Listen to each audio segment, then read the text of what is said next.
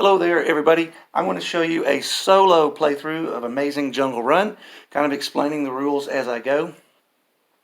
The board here is set up to go. I'm going to reveal the cards to start. Okay.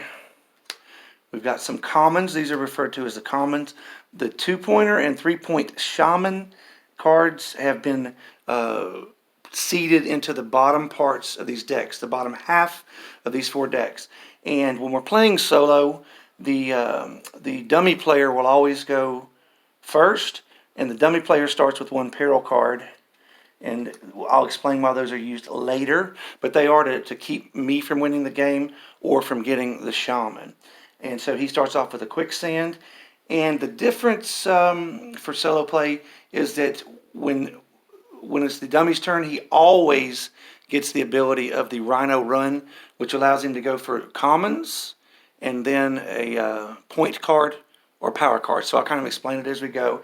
So his first turn is he's going to always take the leftmost common unless he can get 2. And in this case, there's 2 tigers, so we're going to take a tiger, and the resource card that comes along with it gets burned, and I don't get to see what it is. It's something I won't be able to get. And then he gets the second a tiger as well. So that would be the dummy player's turn, since there were no point cards out there to take. Now I flip it, and it is my turn, and I am going to get my actions. I can either take a resource as an action, or a peril counts as 2 actions, or peeking at the bottom of one of the decks will count as an action each. So every turn I get 2 actions until a man-eating plant may be laid upon me. So for my action, I like to take a peril to get it started off with. So I drew a quicksand, and there aren't very many of those in the deck, so it'll be good to have. Normally when playing 2 players, you would keep it in your hand. For the video, I'm going to put it down here to show what I'm getting. So I'm going to decide to go with the 2 toucans, and I get to take both of them. I will take this one because it gets me a bonus resource card, and that's what we have, a dice changer. I'll put it down here for viewing, and I'll take the second toucan as well. So I have 2, and when I get 3, I'll be able to trade those in for a peril or to get rid of a man-eating plant when need be. So now I flip the cards over. I could have played defense at this moment. I could put the quicksand card on the dummy to force him to play a specific card, but I'm going to save that for later as it is very valuable. So the dummy's rules now would be this. If there was a 3rd tiger to take, he would take that and then the point card, but there's not, so he will take what he can get most of, which is the hippos. It would again been the most left cards, but because there's 2 hippos, he gets those instead of the toucan. So the dummy will take the hippo, and again we will burn the resource card that I don't get to see what it is. And then again, as I said, the dummy always takes the leftmost point card. So that in this case would be this. So he is now 1 point ahead of me, and he's doing pretty good towards getting 3 of a kinds. So we're really just in the opening here, and I'm going to flip the cards again. And now it is my turn again. I can take my actions. Since I already have a really good quicksand card, I think I might take both actions for the resource cards and not peek because I don't know how to play for the bottom yet. So it's more important, I think, to take 2 of these. So we're going to there's our Rhino Run card, as I mentioned. That'll allow me to go for the commons that I choose and then a dice rolling card when I want to do that on my turn. There are no dice rollers out right now, so I'll store it. Here's my second action. This is a wild common. There's only 1 of those in the decks, and that will allow me to add it to a 2 of a kind to turn it into a 3 of a kind. So now is my main part of the turn, and I can go for the toucans, which will get me 3 of a kinds and then some, or I can choose to go for the hippo with the arrow representing that I will get what is beneath it as well. And in this case, since I have a wild card and I know I can turn my 2 toucans that I already have into a peril, I'm going to go for the hippo, which also keeps the dummy player from getting an easy 3. So here we go. We're going to take this and what's beneath it. So let's hope for something good. Okay, the Power Gorilla, pretty awesome. It will allow me to take any card that you have to roll dice for. I can take it for free when the time comes. And that's really good for shaman or 2-point cards. So I will store that in my tableau over here with my hippo, and then we will flip the card for the dummy player. But before I relinquish my turn, I could play defense. But I'm going to take the two toucans that I have and a wild card to make it into 3 toucans, because I would like to go ahead and get another peril card for the future. So that's a transport, which allows me to take one card to another stack when I'm ready. So I'm going to put that over there. And now it is the dummy's play again. And again, he gets no actions, but his main part of the turn, you say the leftmost card he would take, but he will net more tigers by taking them. So he will take the tigers instead. 1 tiger and 2. And the dummy player will always turn in his 3 cards to get another peril, which can keep me from winning the game later on or getting the shaman card. So now we will turn these over, and it's my turn again, and I will get to take my actions, of course. But I see now that the hyena is out, and it is a power card that lets me play off the bottom of any one of those decks totally for free. So if I find out the shaman's down there or a 2-pointer, it will let me take it for free and then peek at the new bottom card. So it's pretty it's pretty valuable in my opinion. And since I do have a quicksand and a transport, I'm going to opt to take 1 peek. I'm sorry, 1 resource. There's a nice bottom feeder, and I'm going to take 1 peek at the bottom to see what might be there and how badly I want the hyena. So that card is not so much valuable to go for, but because I have the Rhino Run on my main part of my turn, I will spend that, and I can go for the toucans. All of them are my toucans now, and then I can still roll for a dice card, which is the hyena. So we will take 1 toucan. The next toucan has the arrow, so I'm going to get this as a bonus. Oh, we're on the board with 2, so that's nice. And I get to take the 3rd toucan for free. Because of the Rhino Run card I just played, I will now roll dice for the hyena. I get 2 rolls to get 2 black to take that card for later use. Here we go. I'm going to go for... We got 1 black. I did not get it, and I don't have any dice changers to help me get it, so that's not what I wanted. Now there's the king, which is like the gorilla. It will allow you to take a top card for free and the card beneath it. So it's the most powerful one besides the shaman. It will allow you to, if you've learned what that second card is, it could be greatly helpful to you later in the game. So I'm going to go ahead, before relinquishing the turn to the dummy, I'm going to turn in the 3 toucans to get another peril, which now I have an off limits.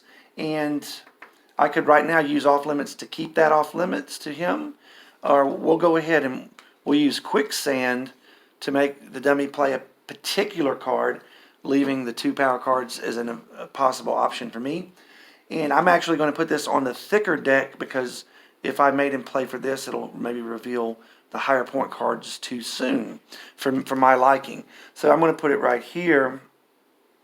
And now it's the dummy's turn, so the dummy has to go for the point card.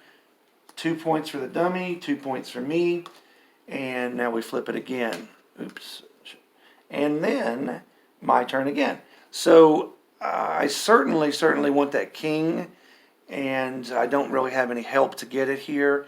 But I do have something to fall back on defense. So I'm going to draw 2 cards, hoping for a change to black. So we got a bottom feeder, which will let me feed off the bottom of any deck, but I have to earn it.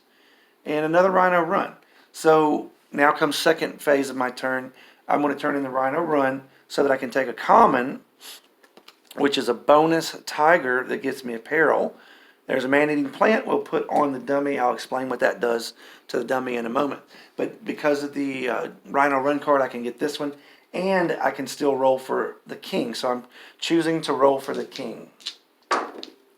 I need 2 black, 1 more roll. I didn't get it. I'm doing pretty bad in that regard. So what I think I'll do is I'm going to I want that king, so I'm going to put this off limits. I could transport something on top of it, or if I had a hideaway, I could hide it to the bottom of the deck.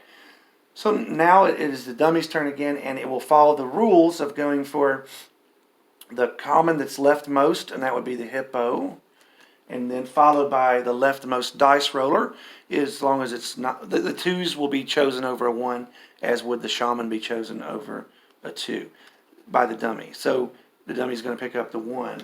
So that we have 3 for the dummy, and we flip them over, and we go ahead and turn in the 3 cards of the dummy to get a peril. And, okay, he will hold on to an off limits for later in the game.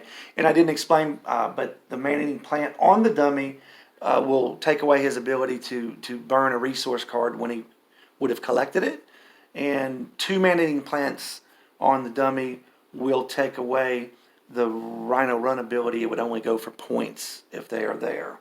So now it's my turn again, I believe, and that will come off. So I'm down to only really 1 protective card, but I really want to get that king, so I'm going to draw two cards. That's a scorpion, and there's one that helps me. So I'm now going to roll for the king. That's my choice. Need 2 blacks to grab the king. 1 black, 2 blacks. So I did not need to burn it. I'll save that for later. And I pick up the king. So now you would see that I have the king and the gorilla, and the hyena is still out there. Okay, so we flip it over for the dummy player. He will follow, I'm not going to play any defense, but he will follow the same rules. Again, it takes away his ability to get a resource, but he will take the leftmost card, which is the tiger, and that comes along with a peril for him. I'm glad he didn't get a man-eating plant, because that would be put on me. So he's got all sorts of perils over there, and again, he takes the leftmost dice rolling card, and that would be the points.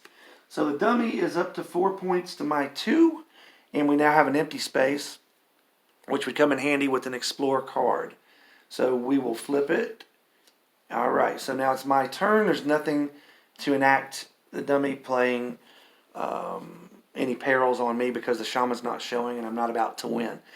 So I'm going to, my choices here, I'm really thinking I want to, I'm going to draw a peril, because I want some protection if something big shows up. So I have an off limits. And there's not a lot of run availabilities or 3s. So I'm going to go for a point at this juncture, even though I have no help on the yellow. I'm hoping to get 2 yellows within 2 rolls. And we had it on the first roll. So there's point. I have 3 points to the dummy's 4. And now we're getting into the bigger cards showing up. So that's definitely a 2 that I would like to keep him away from. So I will put an off limits on the 2.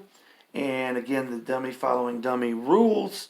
He will take the hippo and the dice roller. So I bypassed my hyena opportunities, but he takes the hyena as well. And we flip them over. So we're kind of getting down. We're getting down near the end, so there will be a lot of bigger cards showing up now. And it is my turn. Again, if the shaman showed up now, he would play a first quicksand to keep me from getting it, and then off limits. I can explain a little bit more about that in the future too. But none of that is present. So I now take my actions again. And since I have a king that will take the top and what's under, I really want to use one of my actions to peek, because I never got an elephant, which would have allowed me to peek. So there we go. So I see there's a 2 there. So using my king will gain me 4 points. But I'm also going to peek at the bottom here too. That'll be my 2 actions. So that one's not as enticing. So now comes the part of my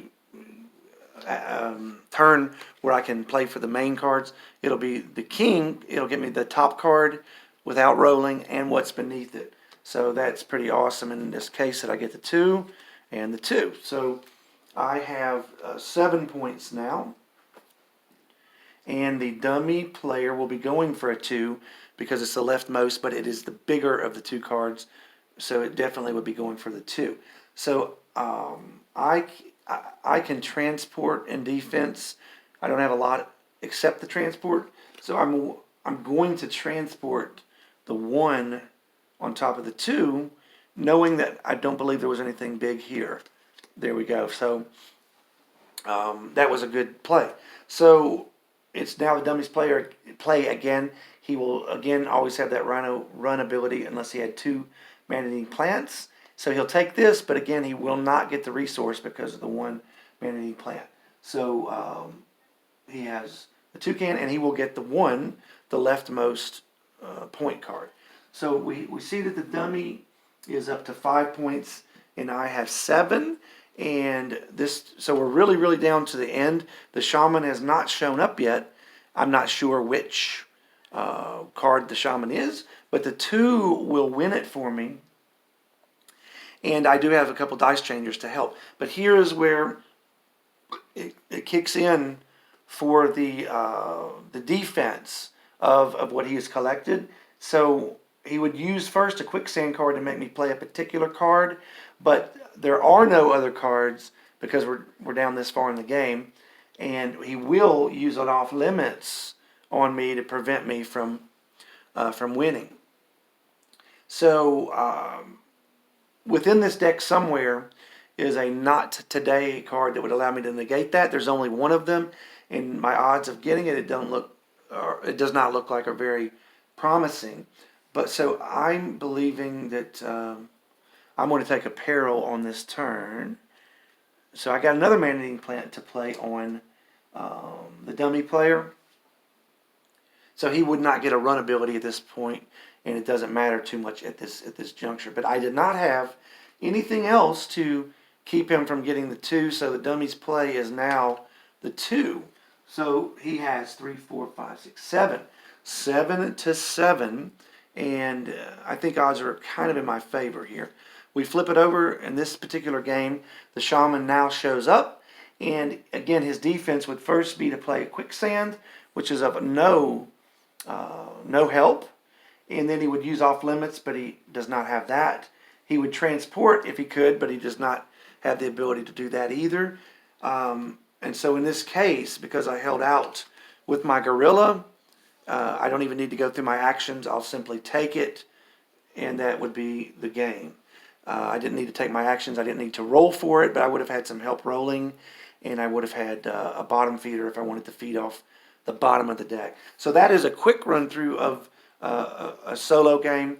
And I will say that if you want to make the difficulty harder, the player would start off with 1 man-eating plant against them, and the super hard version would be to start off with 2 man-eating plants against you to begin. It's very hard to beat that, and the way you get rid of a man-eating plant is to trade in 3 commons, or to skip an entire turn on voluntarily, or to if you have a particular card that's in here that is the ants, swarming ants. There's Not Today. The swarming ants will get rid of a man-eating plant, and that's it in a nutshell. I'll probably do another video as well. Sometimes it seems very hard to beat the dummy, and sometimes I've played it so many times that I know a lot of the right things to do, so that game went pretty smoothly. Thanks a lot for watching. Have a good day.